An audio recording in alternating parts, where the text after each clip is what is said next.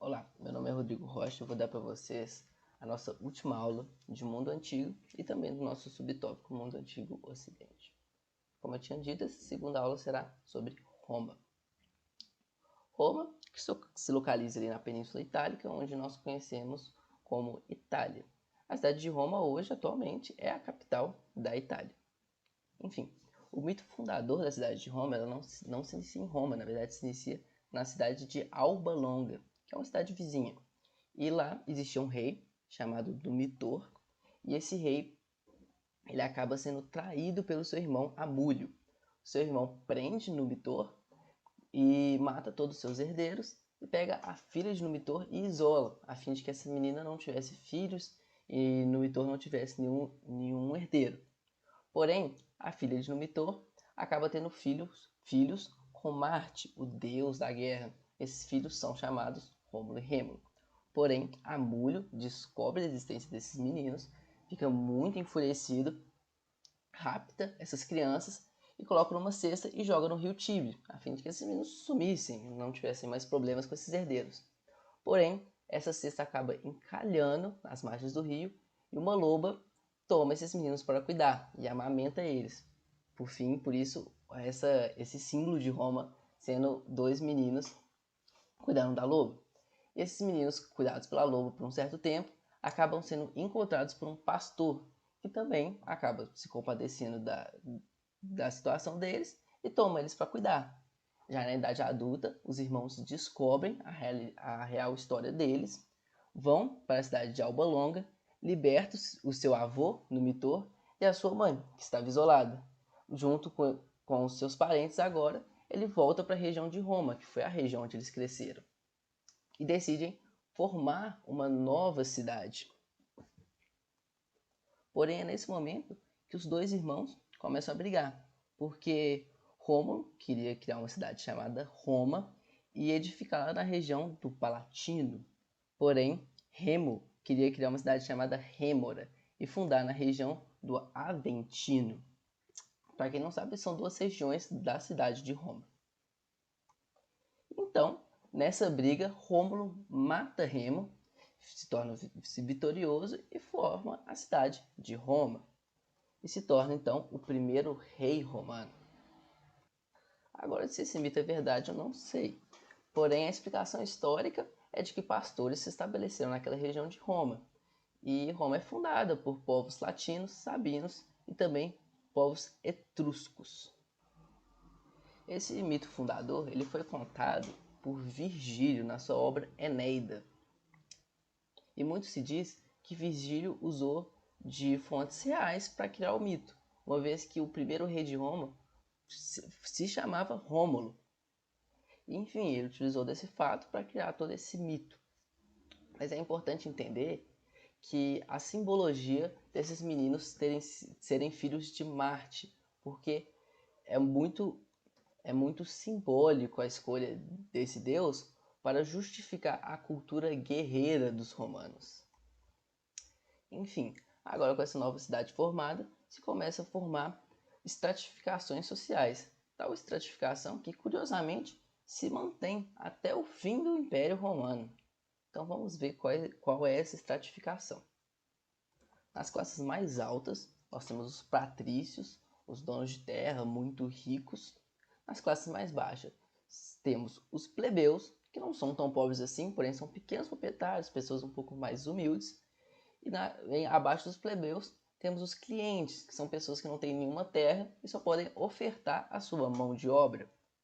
Então, muitas vezes, eles acabavam trabalhando para os patrícios ou trabalhavam também, às vezes, até para os plebeus em suas pequenas propriedades, sobretudo na área agrícola. Um pouco mais para frente, eles acabam se tornando também comerciantes, juntamente com os plebeus. Porém, a grande maioria da mão de obra era formada por escravos. Escravos esses que muitas vezes eram conquistados por meio de expansões territoriais e também escravos, pessoas normais, pessoas livres que se tornavam escravos. Por exemplo, se você contraísse uma dívida e não tinha como pagar ela, você acabava se tornando escravo. E, enfim, você se tornava escravo de forma temporária, a fim de você cumprir um certo tempo de trabalho e pagar a sua dívida. É importante entender a diferença da escravidão desse período para, por exemplo, a nossa escravidão moderna, a escravidão africana. Porque, obviamente, a escravidão é sempre algo ruim, mas nesse período romano a escravidão não era tão cruel quanto a moderna. Por quê? Porque o escravo não tinha essa ideia de posse, não existia essa ideia de posse sobre o escravo. Então o dono não se sentia dono do escravo, e sim somente no direito de fazer a pessoa trabalhar sem nenhuma remuneração. E enfim, não existia essa cultura de castigos severos aos escravos, enfim. Obviamente no futuro a condição desses escravos piora drasticamente, porém, muitas vezes esses escravos não faziam trabalhos tão duros, muitas vezes, principalmente os escravos que anteriormente eram pessoas livres, que contraíram dívidas, esses escravos às vezes eram intelectualizados e faziam trabalhos como trabalhar na contabilidade. Então é preciso entender que nem sempre esses escravos tinham condições de vida muito ruins. Então, agora entendido a sociedade romana e sua estratificação, vamos ir para os acontecimentos, a cronologia dos fatos. A partir de Rômulo, começa um período monárquico em Roma, em que tem pouquíssimas informações sobre esse período, uma vez que ele é bem antigo e existem poucas fontes de registro dele. Porém, se sabe que houveram 7 reis e já havia a presença do Senado e da Assembleia. Senado esse que era composto por patrícios, e esses patrícios nomeavam os reis. Enfim, esse Senado que nomeava os reis, ele acaba se sentindo muito insatisfeito com o último rei, que foi Lúcio Tarquínio, o Soberbo. E, enfim, com essa insatisfação, Tarquínio é deposto e o Senado instaura a República. Enfim, agora nessa República, o Senado não é bobo e, obviamente, se torna o órgão máximo do Estado romano. E assim se forma esse famoso símbolo que a gente conhece de SPQR, Senatus Populusque Romanus, que se torna o grande símbolo desse período republicano romano. Enfim, agora nessa nova forma de governo, o Senado continua na sua mesma função de propor as leis, a Assembleia continua com a sua mesma função de votar as leis, porém agora que o Senado se torna o órgão máximo, ele tem o cargo de supervisionar as recém-criadas magistraturas. Então, o que eram as magistraturas? Magistraturas era nada mais, nada menos que o que a gente pode considerar hoje um poder executivo. Era quem executava as leis, e eram os cargos que você poderia ter nessa posição. Enfim, na magistratura existia o cônsul, um que dirigia o exército e o outro que dirigia o senado, então eram dois na verdade. Existia o pretor, que era o chefe de justiça, era a pessoa que fazia executar as leis. Então, se eu cometia um crime, quem ia ter que julgar esse crime e quem teria que executar esse crime seria o pretor. Existia o edil, que era um administrador municipal, então ele trabalhava na administração da cidade e tudo que envolvia o Estado romano dentro da cidade de Roma. Existia o censor, que ele fazia o recenseamento da cidade, ou seja, ele saía fiscalizando, saber quanto cada um ganhava, como que estava funcionando a cidade, quanto dinheiro estava sendo circulado, enfim, ele era um pesquisador. E por fim existia o questor, que utilizava desses dados que eram fornecidos pelo censor para cobrar os impostos. Porém, não só de impostos vivia o questor, também ele organizava as finanças da República Romana. E agora, só retomando rapidinho o cônsul, os cônsuls, eles tinham uma função muito importante também de tratar de política internacional e questões internacionais, uma vez que Roma começa a se expandir fortemente no período republicano. Enfim, é sempre bom lembrar que tanto a magistratura, quanto no Senado e quanto nas assembleias, só podiam haver patrícios. Porém, a situação começou a desagradar fortemente os plebeus, que queriam ter sua representatividade política, queriam fazer parte dessa República Romana. Então, eles começam a se rebelar. E um certo dia, eles saem da cidade de Roma, eles vão para um monte que fica na parte relativamente rural da cidade e falam o seguinte: e falam o seguinte: olha, patrícios, se vocês não fizerem nada para mudar isso, a gente não volta. É importante entender que essa ameaça de não voltar e de sair da cidade de Roma não é algo bobo, porque apesar dos patrícios serem muito ricos, quem movimentava a economia, quem movimentava o comércio romano eram os plebeus. Então, sem os plebeus na cidade, os patrícios iam sofrer muito economicamente. E, enfim, diante desses conflitos entre plebeus e patrícios, os patrícios resolvem atender a alguns requisitos dos plebeus. E, enfim, é criado os tribunos da plebe, que é uma espécie de assembleia composta por plebeus e que agora eles podem vetar algumas coisas que eram votadas pelo Senado e votadas pela Assembleia, perdão, que eram propostas pelos Senados e votadas pela Assembleia. Eles tinham um certo poder de veto. Criam também as leis das 12 tábuas, que o que era? Foi nada mais nada menos que escrever as leis de Roma, porque as leis já eram sabidas entre os plebeus, entre os patrícios, as pessoas de classe mais altas, porém os plebeus não sabiam dessas leis, uma vez que elas nunca foram escritas, nunca foram compartilhadas com eles. Então agora as leis foram escritas e colocadas em 12 tábuas.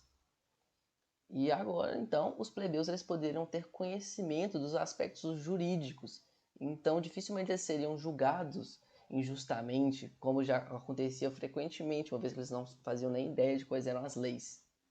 Criaram também a lei Licínia, que obrigava que um dos cônsules, ou seja, o cargo máximo da república, fosse eleito pelos plebeus. E por fim, uma lei que eu esqueci de escrever, porém a lei Canuleia, que permitia o casamento entre plebeus e patrícios.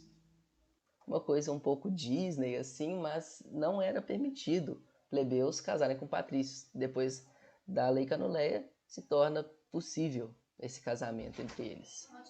Enfim, agora com a República de Roma mais fortalecida, um pouco mais estável, eles começam a desejar terras mais férteis, começam a desejar mais segurança, começam a ter ambições.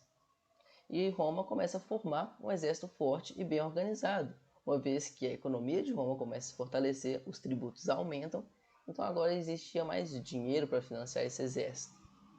Inicia então uma expansão, entre aspas, interna e uma expansão posteriormente que é a externa. Por que a gente chama a primeira expansão de interna? Porque ela conquista essa região que hoje nós conhecemos como a Península Itálica, que conhecemos como a Itália. Então a gente considera interna porque domina a região onde é a Itália. E depois, posteriormente, começa a externa, em que eles dominam toda essa região do mar Mediterrâneo. Existe a expressão Mare Nostrum, uma vez que o mar era deles. A principal conquista foi da cidade e da região de Cartago. Por quê? Cartago era uma cidade gigantesca, era uma cidade maior e mais importante que Roma, uma cidade altamente comercial, cosmopolita, movimentava muito dinheiro. E nessa tentativa de Roma dominar Cartago, iniciou-se as guerras púnicas. Tal guerra que Cartago chegou a estar a um passo de destruir Roma para sempre, uma vez que eles chegaram a cercar Roma, porém eles esperaram um dia para invadir a cidade, não se sabe muito bem o motivo, e essa espera de um dia acabou fazendo que Roma conseguisse reforços e destruísse esse cerco formado em volta da cidade de Roma. Então é muito interessante você parar para pensar que por causa de um dia a cidade de Roma não foi destruída, e às vezes Cartago se tornaria o grande império que dominaria a Europa, a África, não sei para onde ele poderia se expandir. E enfim, muitos elementos da cultura romana que nós temos hoje em dia na nossa sociedade não existiriam, a gente teria elementos às vezes da cultura cartaginense. Mas enfim, após essa reviravolta, Roma toma força e domina a região de Cartago, uma região importantíssima para conseguir dominar todo o mar Mediterrâneo. Mas enfim, como nem tudo são flores, o expansionismo acaba significando uma piora na condição de vida dos plebeus e, consequentemente, dos escravos. Por quê? Porque com essa grande expansão, quem se beneficiou fortemente foram os patrícios. Os patrícios começaram a obter latifúndios, que são latifúndios, grandes porções de terra. E agora que os patrícios produziam em larga escala, produto começa a perder o valor, ou seja, os grãos, os alimentos todos que eram produzidos na agricultura não têm o mesmo valor de antes, uma vez que existe uma oferta muito maior deles. Então, os plebeus que produziam em bem menos escala saíram altamente prejudicados e iniciam uma crise econômica. E assim, os plebeus que possuíam alguns escravos começam a sofrer bastante com os impactos dessa desvalorização do seu produto. E, enfim, esses plebeus que estavam espalhados por todo o Império Romano, eles começam a ir para Roma e começar a cobrar dos patrícios, cobrar do Senado, que ou fizesse algo para ajudar eles, que estavam vivendo em miséria. Não só os plebeus se organizavam contra o Senado, como os escravos também. E ocorreu uma grande rebelião encabeçada por Espartacus, que existem até filmes, enfim. E nesse período, os legisladores como Caio e Tibério Graco tentaram controlar essa Igreja Pública, porém de forma mal sucedida. Nessas tentativas, começou uma política que posteriormente terá um certo sucesso, que é a política de pão e circo, que foi o quê? O estímulo dos esportes romanos, que aconteciam muitas vezes no Coliseu, enfim, em vários outros lugares. Esses esportes envolviam, por exemplo, a luta de gladiadores, ou gladiadores lutando entre eles, gladiadores lutando contra leões, e enfim, era algo que divertia bastante a população. Então a população ficava entretida com o circo, e quando eles chegavam nessas arenas para assistir esses esportes, chegando lá, eles recebiam trigo, recebiam pão. Então, de certa forma, eles acabavam apaziguando amenizando os ânimos, uma vez que eles agora tinham comida e tinham sua diversão. Enfim, uma curiosidade sobre essa política de pão e circo, que ela tomou proporções tão grandes que um piloto da corrida de bigas, que era uma corrida de carruagens, uma coisa bem primitiva, hoje ele é considerado o atleta mais bem pago da história, se você, obviamente, tomar as devidas proporções do dinheiro que ele recebia do governo romano. Porém, é preciso lembrar que apesar desse corredor de bigas ter sido muito bem sucedido, muito rico, nos outros esportes, como a luta de gladiadores, se utilizavam os escravos. Muitas vezes escravos revoltosos, ou qualquer outra pessoa que se rebelasse contra a República. Enfim, apesar dessa política, os ânimos não estavam tão bem controlados. Então se cria o triunvirato. E, enfim, esse triunvirato ele foi formado por 2 cônsules eleitos pelo Senado, que era Crasso e Pompeu. E naquele momento existiam 2 militares que estavam em grande destaque, que eram o Júlio César e o Cícero. E assim, Júlio César foi selecionado para fazer parte do triunvirato. O triunvirato ele concentrou o poder na mão dessas 3 pessoas, diminuiu o poder da Assembleia, do Senado e das magistraturas. Enfim, se inicia uma nova forma de governo. Você pode considerar que a República continua, ou você pode considerar que inicia um período de transição. Aí depende do seu julgamento. Mas agora, com o triunvirato, esses 3 homens no poder, Crasso ele decide sair de Roma, fazer algumas batalhas e acaba morrendo em batalha, então resta apenas Pompeu e Júlio César. Júlio César começa a fazer investidas na Gália, Gália é a região que hoje nós conhecemos como França, e na região da Gália ele começa a ter algumas dificuldades na batalha, a batalha começa a se tornar muito longa e os gastos muito elevados. E Pompeu, que estava em Roma, ele começa a se revoltar com a situação e não queria que Júlio César tivesse esses gastos. E mandou uma mensagem: Júlio César, volte para Roma, termine e não conclua essa investida na Gália. E, enfim, quando o Júlio César ele recebe essa mensagem, ele fala assim: ó, Pompeu, calma aí, dá uma segurada, vou terminar o que eu estou fazendo aqui e vou voltar para Roma. E, enfim, Júlio César fez acontecer. Ele conquistou a região da Gália e voltou para Roma com muita moral. Ele já tinha muita popularidade e estava voltando para Roma para dominar a cidade de Roma, se tornar um único imperador da cidade. E então Pompeu sabia desse intuito de Júlio César, ele não é bobo, ele foge da cidade de Roma.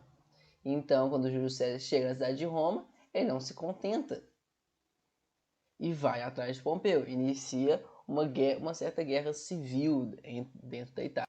E enfim, ele derrota Pompeu e Júlio César se torna o ditador de Roma. É importante entender que, apesar de eu ter falado que ele ia para Roma para se tornar imperador, eu acabei me equivocando. Ele foi para Roma e ele se torna o ditador. Ele é nomeado ditador pelo Senado. Um pouco diferente do que seria dele ser um imperador. E Júlio César, então, ele chega em Roma e começa o seu governo. E nesse seu governo ele pretende fazer algumas mudanças que agradassem os plebeus, uma vez que os plebeus ainda estavam insatisfeitos com suas condições de vida. Assim, ele propõe uma divisão de terras, algo assim muito polêmico até os dias atuais, e algo que certamente não agradou os patrícios. Historicamente, reforma agrária é algo que não agrada às elites. Então, Júlio César perdeu muito sua moral com os patrícios. Mas a gota d'água chega quando Júlio César ele tenta tornar o Senado mais representativo. Que uma vez que Roma se expandiu fortemente nesse período de república, as terras romanas abrangiam vários povos diferentes, não só os povos que viviam em Roma. Já era um território muito heterogêneo. Então, para comandar o Estado romano, nada mais justo que trazer pessoas desses povos. Enfim, essa tentativa dele de trazer pessoas de todo o território romano para fazer parte do Senado desagradou fortemente os patrícios, que estavam muito cômodos com aquela sua aristocracia, aquele poder concentrado na mão deles, né? Então o Senado mata Júlio César e dá início ao segundo triunvirato. Esse assassinato de Júlio César, ele é muito famoso por causa daquela frase soltada por ele, porque essa conspiração do Senado contra o então ditador de Roma, ela incentiva e meio que ordena o filho adotivo de Júlio César, Brutus, a matá-lo. E enfim, no momento de sua morte, Júlio César vira para Brutus e fala: "Até tu, Brutus". E enfim, essa frase ficou imortalizada em toda a história. Porém, depois de matar Júlio César, o Senado meio que ainda estava gostando daquela ideia de triunvirato. Então eles formam o segundo triunvirato. E enfim, agora colocam Otávio, Marco Antônio e Lépido no poder. E divide as terras em três. Então agora a situação fica um pouco diferente, uma vez que as terras estão divididas. Então cada um vai governar uma porção do Estado romano. Otávio ficou na parte mais europeia, a parte mais ocidental. Marco Antônio ficou com a região mais oriental do Império. E Lepto ficou com a região de Cartago. Marco Antônio, então, na região mais oriental, ele se envolve com Cleópatra, e, enfim, se une com ela e derrota Lepto na região de Cartago. Enfim, agora que ele se virou contra Lepto e conquistou a região de Cartago, dominando Cartago e a porção oriental, Marco Antônio decide parar de enviar grãos a Roma. Então Otávio, obviamente, ficou muito indignado com a situação e entrou em guerra com Marco Antônio. Quando as tropas otavianas chegam perto da região do Egito, onde Marco Antônio e Cleópatra estavam, os dois cometem suicídio antes mesmo de serem derrotados por Otávio. Otávio então volta a Roma. Otávio, que era sobrinho de Júlio César, mas enfim, ele acabou tomando um rumo diferente, melhor do que o seu tio. Chegando lá, ele falou assim, acabou a república e instaurou o império. Não satisfeito com isso, ele ainda chegou e falou: "Eu sou Deus". E agora Otávio, que é considerado, que se autodenomina Deus, se torna o primeiro imperador romano. Agora, o imperador romano, ele acrescenta também o nome Augustus ao seu nome. Enfim, agora no Império Romano, apesar de ter tido mais expansões ainda do que na República, os romanos meio que se aquietaram. O império tomou proporções enormes e também quase não tinha para onde expandir. Enfim, agora sem as expansões, se iniciou um período conhecido como Pax Romana, um período de paz em Roma, em que não havia mais guerras, não havia mais expansões territoriais. Nesse período se caracterizou pela intensificação da política de pão e circo, que já tinham começado lá na época de república, e enfim, ajudou nessa ideia também de Pax Romana, em que não estava tendo mais rebeliões por parte dos plebeus. O cristianismo começou a ser perseguido no governo de Nero, uma vez que os cristãos não reconheciam o imperador como Deus, já que eles acreditavam num Deus só. E Nero ele é famoso por ter colocado fogo em Roma e ter culpado os cristãos de terem feito isso. E, enfim, uma grande marca do seu governo também, juntamente com a polícia de pão e circo, foi colocar os cristãos nos coliseus, nas arenas, para serem atacados por leões, o que aparentemente era muito divertido para a sociedade romana. Enfim, esse período terrível para os católicos, ele chega ao seu fim em 313 depois de Cristo, em que o imperador Constantino se converteu ao cristianismo e assinou o Edito de Milão, que deu a liberdade de culto aos cristãos, que não eram mais então perseguidos. E as coisas ficam melhores ainda quando o imperador romano Teodósio I assinou.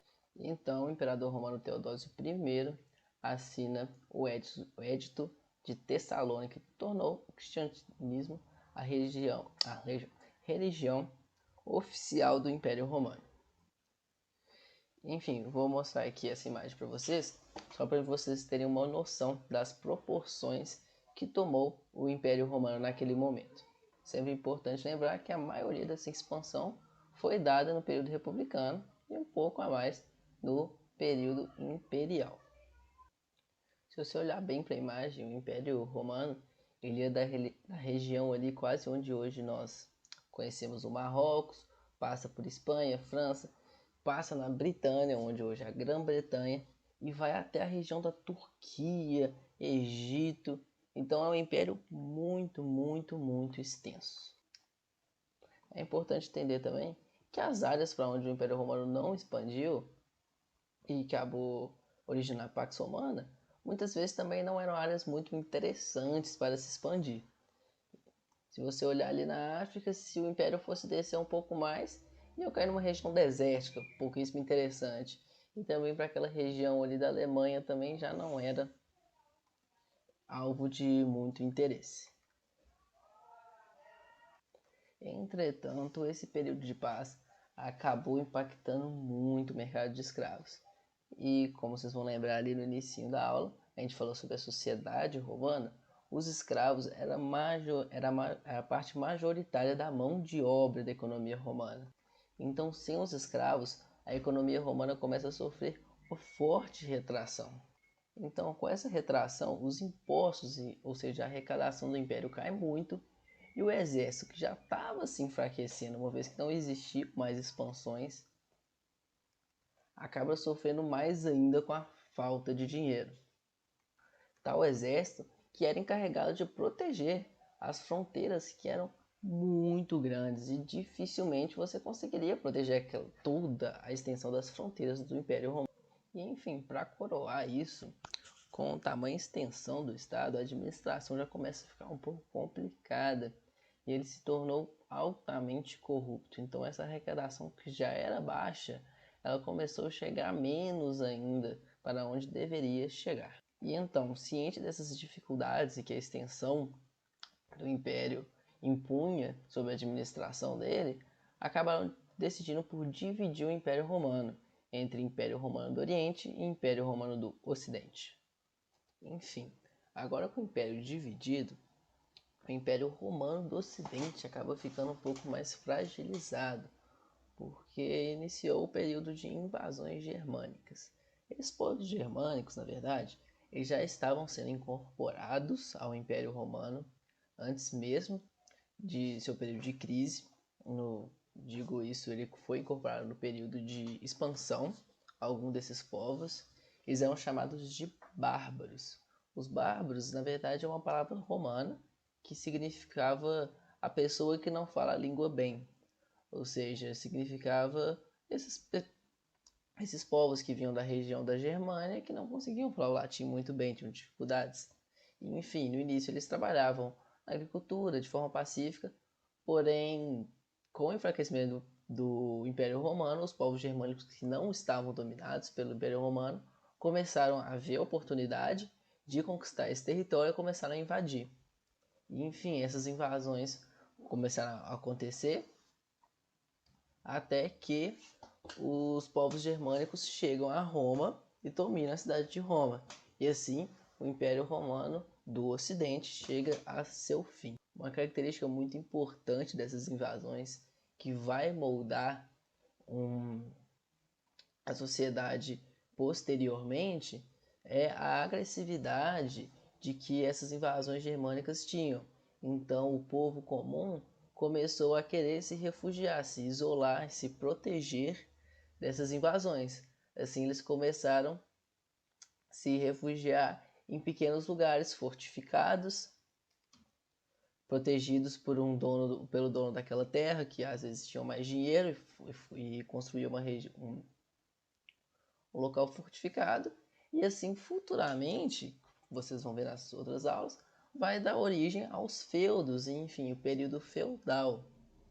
Enfim, outro ponto a se pensar é que com a queda do Império Romano do Ocidente, que apesar de não ser o Império Romano inteiro, ainda assim representava uma grande porção de terra. Então, aquele tanto de terra que estava concentrado na mão do imperador, agora o poder acaba se fragmentando na mão de diversos proprietários de terra, assim originando a fragmentação política que ocorre no período posterior à queda do Império Romano do Ocidente. E, enfim, o Império Romano do Oriente ele se torna o Império Bizantino. Ele só vai cair 1000 anos depois da queda do Império Romano do Ocidente, em meados de 1400 depois de Cristo. É importante entender que a maioria das pessoas vai se referir à queda do Império Romano quando ocorre a queda do Império Romano do Ocidente, uma vez que o Império Romano do Oriente se torna outro império. Então, obviamente, quando você for ler um texto que esteja falando sobre a queda do Império Romano, você tem que entender o contexto, mas pode ir mais ou menos com a confiança de que vai estar falando da queda do Império Romano do Ocidente. Se o texto que você estiver lendo estiver falando de invasões bárbaras e essas coisas, vai estar falando da queda do Império Romano do Ocidente. Se estiver falando de invasões turco-otomanas, aí sim está falando do Império Bizantino, enfim, o Império Romano do Oriente. Agora, enfim, para sair um pouco dessa área de cronologia e a ordem dos fatos, vamos ver alguns aspectos da cultura romana. O primeiro que eu queria discutir aqui com vocês é a arquitetura romana. A cultura romana, em geral, ela adquiriu vários aspectos da cultura helênica, a cultura grega. Ou melhor, a cultura helênica não era propriamente dita cultura grega, era a fusão da cultura grega com alguns elementos da cultura que vinha da Ásia, que vinha da Macedônia. E, enfim, todos esses aspectos se unem e formam a cultura greco-romana. A gente vê um grande traço da cultura grega em Roma por meio da arquitetura. Esse desenho que vocês podem ver são as colunas jônicas, um traço da arquitetura grega que você pode ver também em Roma. Essa imagem que você está vendo aí com essas colunas jônicas é a imagem do Panteão de Roma. Então você vê traços da cultura grega dentro da romana. Agora, um traço que é bem romano na arquitetura são esses arcos que você consegue encontrar no Coliseu. Mas não só no Coliseu, esses arcos eles foram usados também nos aquedutos e diversas pontes formadas pelos romanos. O arco na engenharia ele é uma forma muito forte, consegue sustentar grandes estruturas. Então por isso que muitas vezes eles foram utilizados em grandes arenas e nessas pontes e aquedutos que tinham que levantar e sustentar um grande peso. Enfim, agora falar mais um pouco na cultura em si, no que consiste filosofia, ciência, artes. A cultura romana herdou muito da grega esses traços de realismo na arte, de filosofia.